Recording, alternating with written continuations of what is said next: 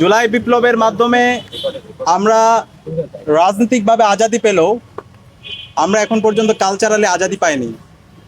বাংলাদেশে স্বাধীনতা পরবর্তী বাঙালি জাতীয়তাবাদ নামে আমাদের উপর ব্রাহ্মণ্যবাদী যে সংস্কৃতি, কলকাতা যে সংস্কৃতি চাপিয়ে দেওয়া হয়েছে এবং সেই সংস্কৃতির মাধ্যমে ইসলামের যে সিম্বলগুলো আছে সেগুলোকে কর্নার করা হয়েছে, সেগুলোকে ক্রিমিনালাইজ করা হয়েছে, সেগুলোকে প্রবলেমেটাইজ করা হয়েছে এবং তার প্রতিচ্ছবি গত 5 দশকে আমরা দেখতে পেয়েছি।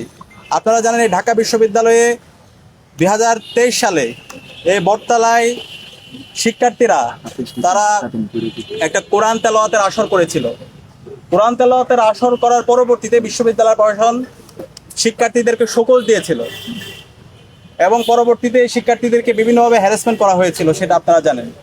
তো আমরা শিক্ষার্থীদের ম্যান্ডেট পেয়ে বিজয় আসার পর আমরা আশ্বস্ত করতে চাই, বাংলাদেশে এভাবে যে ক্রিমিনালাইজ করার রাজনীতি, কর্নার করার রাজনীতি, ইসলামের সিম্বলগুলোকে যে আদারিং করার রাজনীতি, সেটা আর চলবে না। কালচারাল ফেসিজম চলবে না।